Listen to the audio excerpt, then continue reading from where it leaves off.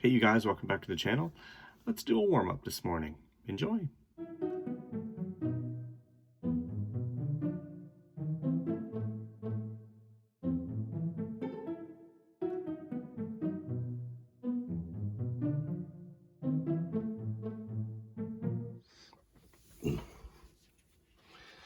Okay, so this morning, let me get my glasses.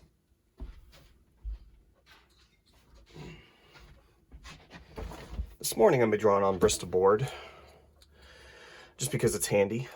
And I'm going to be using my Blackwing pencils this morning, my Palomino Blackwing pencils. So I love drawing on Bristol board. Whenever I start out doing things, drawing wise, I've had a lot of people, make comments and whatnot with regards to methodologies and so forth and so forth. And I think what it is, what you need to understand about this whole drawing process is there is no magic bullet, right? Magic bullet theory, that one bullet that does everything that can or magic wand, that's a better analogy. A lot of people don't like firearms, so magic wand. There's no magic wand that I can say, ooh, you do this. If you do this, boom, you will be successful. If you do this, boom, you will be successful. As an artist, art is one of those strange, interesting mediums that is sometimes hard to understand for, your normal layman person, somebody that doesn't understand art. They always question, how are you going to make money doing that? And also, what is art? We always question, or at least I did, what is art? What makes art good? I had somebody on my videos, I had a video of the penguin from Batman. And one of the things he said was, that curve right there is no good, was, Penguin is supposed to be, villainous and harsh and really just overall a stinker, nasty kind of a villain. And, the way I depicted him was funny. There was a humor side to him. And he really kind of railed me and said, bad art, bad art, bad art. And I think, that right there really shows the inside track of exactly what this business is, right? As an illustrator, I'm hired to tell a story. I'm hired to depict an image in a certain way that my client hires me for.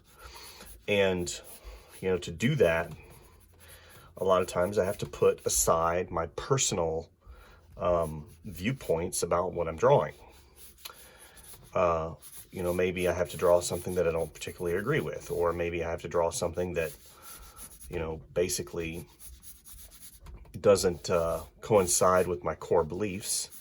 And ultimately, I have to create an image that is an attractive image, at least in the context of, art-wise. It has to have good proportions. It has to match, what they've asked me to do. And, to make money at art is also, it's not easy. So, right or wrong art, that's always the question I've had. That this subjective, job that I have, that some people are going to like, some people are not going to like, determining what the best image is in that situation is definitely challenging. And two, what I'm realizing here, especially recently, because I've been trying to broaden my client base and expand a little bit, because, COVID-19 has caused me to lose a large portion of my business. So I've had to really go back and adjust things somewhat, get my resume polished and start getting back out in the market, because, I was on retainer for so long, and you really get used to that.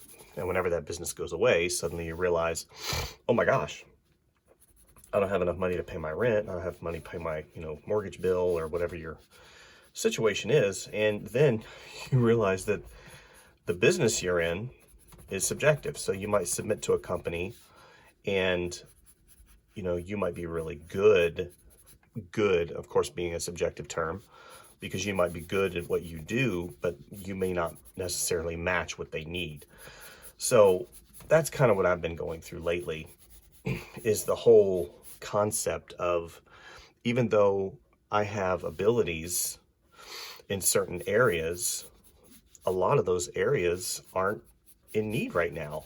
And that's hard, the drawing ability, the creativity ability. A lot of things are going to, from what I see, are going to like user interface stuff, creating icons, simple graphics. Children's book in a traditional sense, getting an actual book is not necessarily going away, but it's not like it used to be. So a lot of things are changing right now.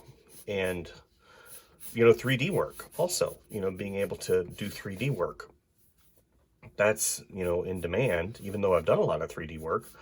The problem is I can't show a lot of the 3D work on my portfolio. So I'm running into that problem, even though I've done a lot of 3D work and 3D character design and done 3D toys. I can't show it, because at the end of the day, I, have signed non-disclosure agreements, so I can't show a lot of the work that I've done. So I'm kind of in that weird spot of, how do I market myself as an illustrator and character designer and somebody that knows what they're doing and has the ability to create worlds, but I can't show a lot of stuff like that. So it's been very frustrating for me, just because of the subjectivity of what I do. And some people will like what I do, and then some people will not like what I do. And at the end of the day, what is happening too is, even though I'm what's called a generalist, somebody that has the ability to do a lot of things, I'm running into the issue of, showing a myriad of things that I've done for different clients, and it's kind of a mishmash. So, my portfolio is kind of a mishmash, so I have to clean that up. So a lot of things are going on right now, which had led me to believe basically that I need to make some changes. I got 2 more rejection letters this morning. Actually 3. I got 1 yesterday and I got 2 today, 2 this morning. And, it's hard, being rejected. It's hard being rejected, especially whenever you look at the amount of work I've done for the amount of clients I've done. And unfortunately too, that can kind of work against you. I'm realizing, a lot of places will look at that and look at the resume and say, oh, that guy, probably wants $150,000 a year, without even considering, what I do, or where I'm at financially. So yeah, it's been more than frustrating, to be in this business at this particular point in time. I've always been a firm believer that, you do good work, you're going to get work, and you'll always have work. And that's not necessarily true. So anyway, now that I'm off my soapbox, hopefully you guys are still with me here. It's just been really hard, to say the least. Whenever I have a family and I have people that rely upon me to do my job, and I'm unable to acquire new work, even though I have tons of experience, and you realize, gosh, is the experience quotient working against me? Somebody sees you have 20 years experience. And I've actually seen this firsthand, because I worked in a studio for a while, and, one guy had so many years of experience, and the first thing out of my ex-boss's mouth was, oh, he's set in his ways. You won't be able to change him. And I thought to myself, how short-sighted are you? And maybe he's seen that in the past. Maybe he's drawing from past experience. And he's like, well, you'll never be able to change him. He won't change. He'll come in with his ideals and he'll try to change us because he has so much experience. And I get it. And that's another thing that maybe is working against you in your job search or whatever. You know, I've seen it. I've seen that firsthand. And you have to look at that and you have to think to yourself, gosh, well then how in the heck do you get a job in this industry? It's not easy. Especially, you know, whenever you have a little bit of experience behind you. A lot of times it's not the experience that's going to get you the job, it's the work. And most of the time it's the work. You know, I think it's funny because whenever I had gotten a job with a large corporation, and they didn't even look, they never looked at my resume. I worked with them for 2 years. They never looked at my resume. And, you know, you go to these job sites and you plug in your resume, and the web crawlers that basically are programmed to search out keywords, they will pull your resume based on the keywords. And then that'll be sent to the recruiters. So even though your resume might not represent who you are as an artist, then if your resume doesn't have the proper keywords, you'll never ever be seen. Even you might be qualified, you might have the better artwork, you might have the better work ethic, you might have more experience. You know, the fact that those keywords were never put in your resume, suddenly you don't get, you know, you don't get the interview. And two, you know, I'm noticing as well the fact that nowadays, excuse me, nowadays, as an artist, you are basically required to know every program under the sun, from 3D Studio Max to Maya to ZBrush to Blender, and then you turn around, you need to know Photoshop, you need to know the Adobe Creative Suite, you need to be multi-platform compatible. You know, all of these things that basically, you know, a lot of people know, but your average Joe, and that doesn't even see there all the, again, that has to do with those keywords and the web crawler. And you know, if you don't have all that in your resume, then boom, you're not even considered, even though you might have incredible creativity, be able to draw, you know, and they get you in there and suddenly they're stuck with a person who knows the programs but can't draw their way out of a box or create their way out of a box. So, you know, I'm running into that issue right now where even though I have quite a bit of experience with, you know, the 3D programs and whatnot, I still, you know, haven't cracked that code of what I should be putting in my resume. It's frustrating, to say the least. But what I decided to do, and this is something that I think happens a lot of times to artists, especially in the professional field, is, you know, that frustration comes to what you know, it comes to a head. And you get to that point where you either, you go forward or you stop. And you're like, you mean stop art? No, I would never stop art. But I have to reevaluate, I think, what I need to be doing at this time. You know, focusing on my own stuff, which I have the opportunity to do that, or go and try and work at a studio. And I think that I've really tried to work at a studio, and that's just not working. You know, it's just not working. You know, nobody is really, I mean, I've applied to probably over 200 jobs. So it's been quite a stint here in the past 6 months, 5-6 months. And even go so far as, you know, trying to pick up more freelance work has been a challenge.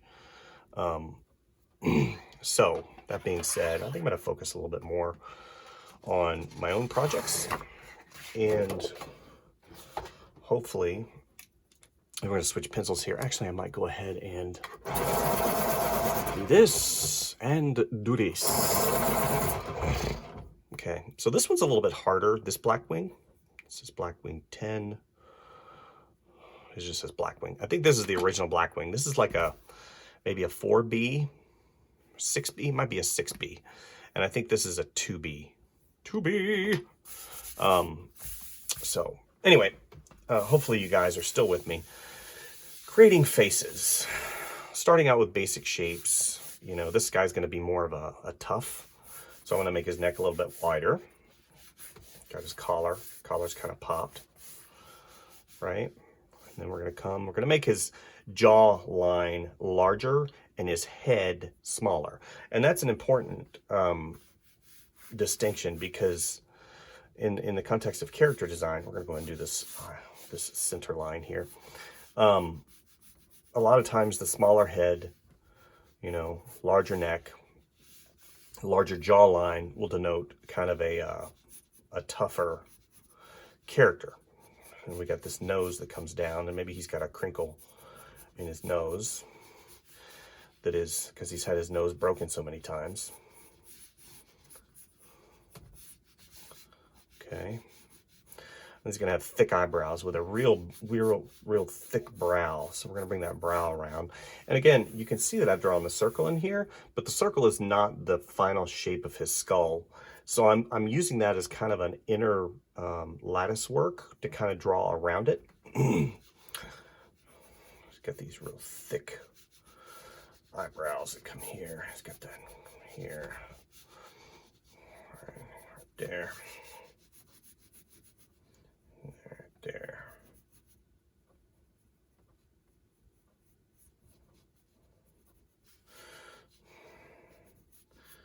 So I come here, got that bushy eyebrow.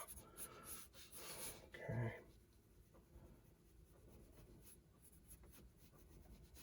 Okay, the other one comes here. And that separation between the eyebrows, right? Because you've got the bridge right here of the nose. So that's also going to come here. And then it's going to curve up slightly.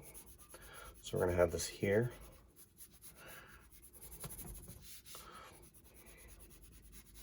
Good.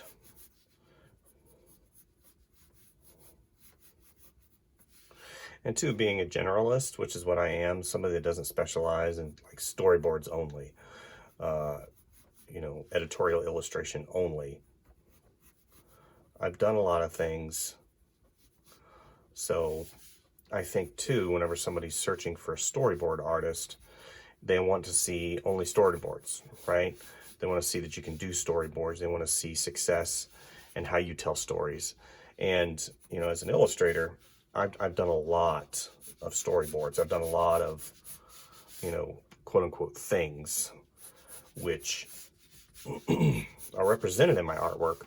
But again, too, you know, they want to see specifics, and, you know, catering your portfolio to those specifics sometimes is what exactly you need to do. And that's kind of what I probably need to do, is to cater my portfolio a little bit more. You know, have a storyboard portfolio, then you turn around, you have a 3D portfolio, and then you have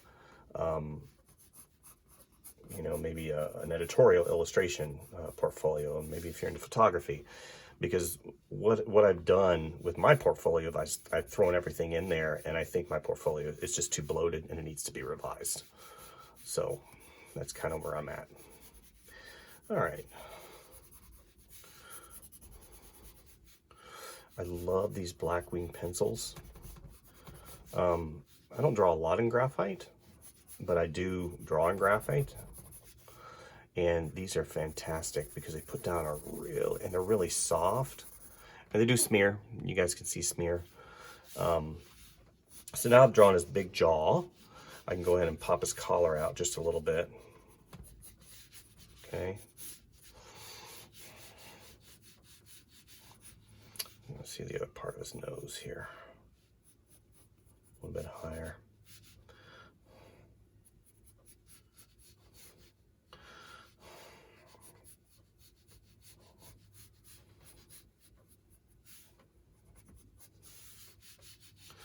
Okay.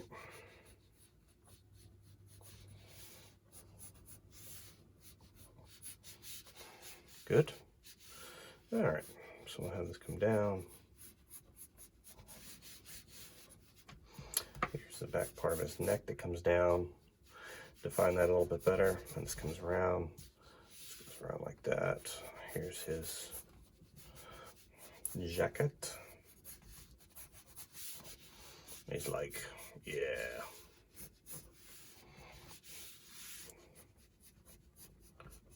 Okay.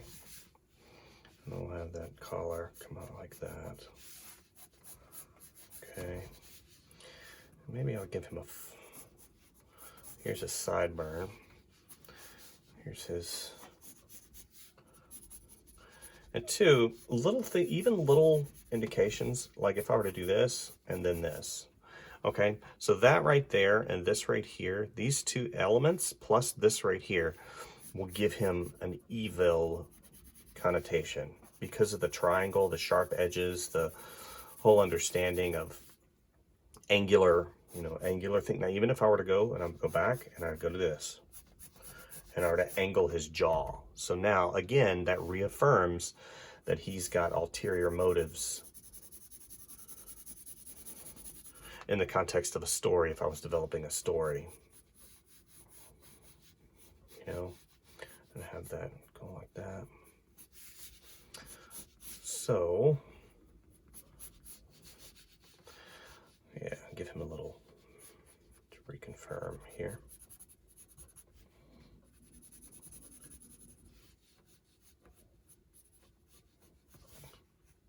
Okay, I'm going to put this over on its side and I'm going to shade. Let's do this.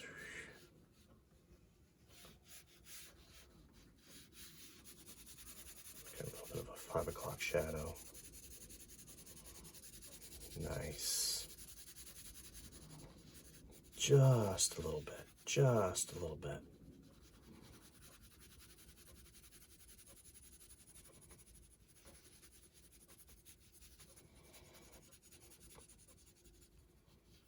Okay.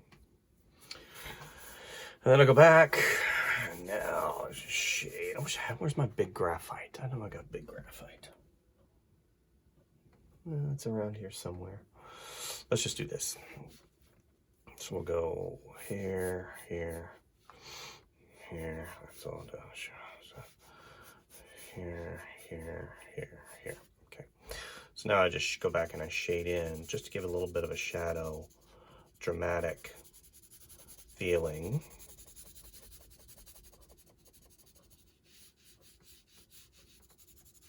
And again, I love these black wings because they're so dark. Love it. And this is in shadow. Okay. Maybe his 5 o'clock shadow comes up a little bit.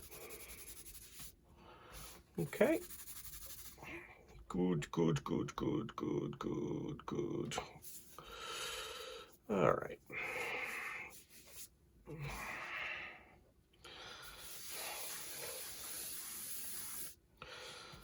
Okay.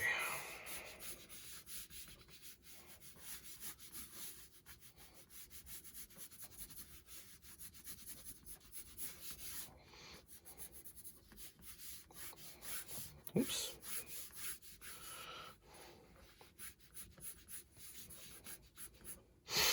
You know, being loose whenever you draw is one of the biggest things I think is difficult for beginning artists. There's that mental block, I think, that happens, you know, whenever we as artists or illustrators start this whole drawing thing and believing that the drawing that we're doing is going to be, you know, the most incredible drawing we've ever done, and it needs to be perfect. And I think that really works against us, creatively speaking. You know, having a good drawing is nice, and good drawings don't really happen by accident. Even, you know, that's kind of, you know, contrary to what Bob Ross says with the happy accident. You know, I've always equated drawing to sculpting, and how, you know, I sculpt, let's do this. I sculpt my drawing based upon my mental vision of a 3D image. It helps me relate to it better. And a lot of times I can really pick up on flaws because I'm treating it like a 3D object. And I think that's, that's a bonus. But whenever it comes to drawing loose, definitely stay loose. Stay as loose as you can for as long as you can, because you can really, destroy the life of a drawing by getting too tight too fast, if that makes any sense. Too tight too fast. Knowing when that balance occurs is the mark of somebody who's been drawing a long time. Knowing when to say, hey, this is finished, not perfect, is, again, that moment that differentiates a professional from a novice. Drawing a lot of faces, drawing a lot in general, helps you determine when that is. But there is no, again, going back to that whole thing, a magic bullet or magic wand. There is no magic wand that determines when, your drawing is quote unquote finished. You have to kind of determine when that is. Okay.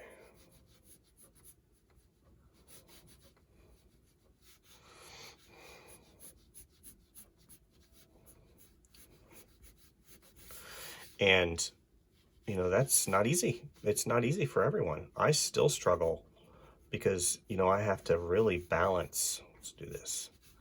I have to really balance my work time with my free time. And finding when that final, stroke hits the page is just, it's not an easy thing. I'm sure that if you were in a game studio and you're a character artist and you've spent 4 hours on one drawing, if it's not a background piece, or if it's not a, if it's just a character design, they want to see volume because they want options. They want to see that the thought or the creative brief that they've given to you has been fully exhausted. You spend 4 hours on one character rendering it up to the point where it glows is not what they're interested in. They're interested in options and how you use shape language and how, how you tell the story with your artwork. And the same thing happens, in the big studios. Being fast is good, but being good and fast and being able to execute their vision, because you're being paid, is really important. So, all right, let's go ahead and color this guy. Let's go down. Let's do up here. He's got these muscles in the brow here that come up, and it's a big round muscle. So I take that into account, right? Maybe he's a little bit older, so we've got some wrinkles coming out from here. A little bit of baggage coming down. Skin has sloughed down a little bit, so we've got some wrinkles that come down. Okay.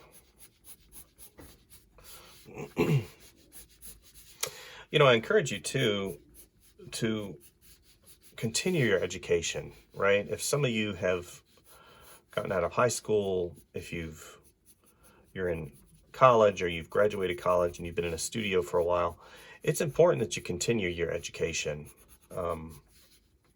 And, whether it's signing up for a local art league, art classes, whatever it is, it's important that you continue what you do and really explore your passion as much as you can. Draw as much as you can if you're, if that's what you do, if you draw, excuse me, and, continue that process.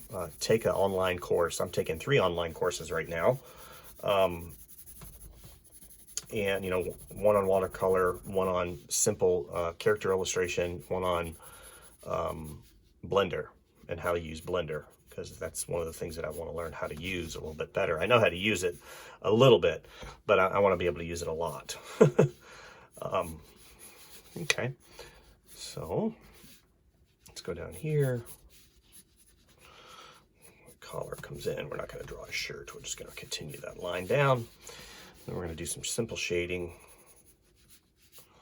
Okay, comes here. Okay, we're going to give him some glasses here.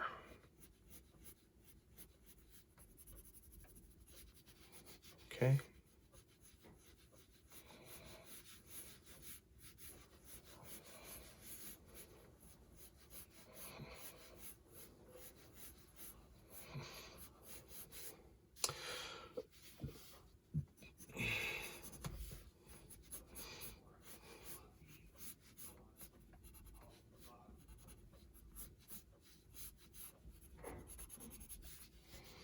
All right, so we're going to color this in.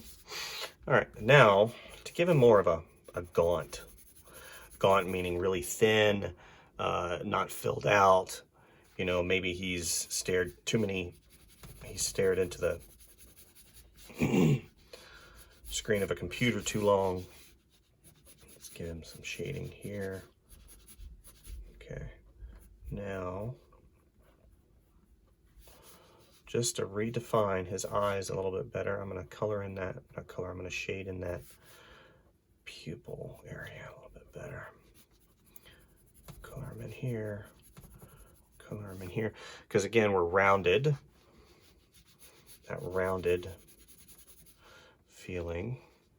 Let's go ahead and do his nose in a little bit better, define, and again, since it is a mustache, let's go ahead and color that in, here,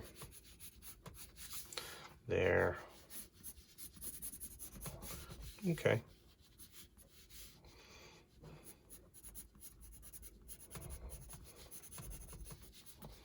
Maybe he's a teacher, computer scientist. There's a sadness to his eyes. So maybe he's a divorced computer programmer. I don't know. Whatever he is. Okay, I think that's it for today. Just doing 4 faces. You know, it is discouraging, I think, sometimes whenever if you're in this business and you've been doing this business for a while and you have an established reputation of what you perceive you are, and you apply to certain positions that you feel you're qualified for, or you feel like you could do very easily, you know, the reality is you have to understand, in this world, day and age, the competition is massive. Not to mention the way that you apply to jobs now is a little bit different. Let's give him some ear hair. Is a little bit different. And, you know, even though you might be qualified for something, you're not going to get it. I think that giving up, I think is an option. You can give up, you can go, you know, try and work somewhere. But the reality is, if you're creative, this is who you are. This is what you do, right? Don't give up. Keep going. You'll find it. It'll happen, right? Keep drawing, keep creating, keep being that creative person that you are, and it'll happen. You know, I have to tell myself this every single day, even though I've been doing this for a while. You know, it'll happen. It'll happen. Somebody out there needs what you have. And, you know, whenever that happens, then you'll realize, you know, this is a great opportunity. So I think that's all for today, guys. Just as a side note, so far my channel has made $240 total. So thank you guys, those of you who stick around. Thank you guys for watching the videos. Thank you guys for clicking on the subscribe, like and subscribe. More videos coming out as fast as I can get them out. Digital, traditional, you know, using different types of media, different mediums. So these are the faces for today. So thank you guys, and we will see you soon. Bye.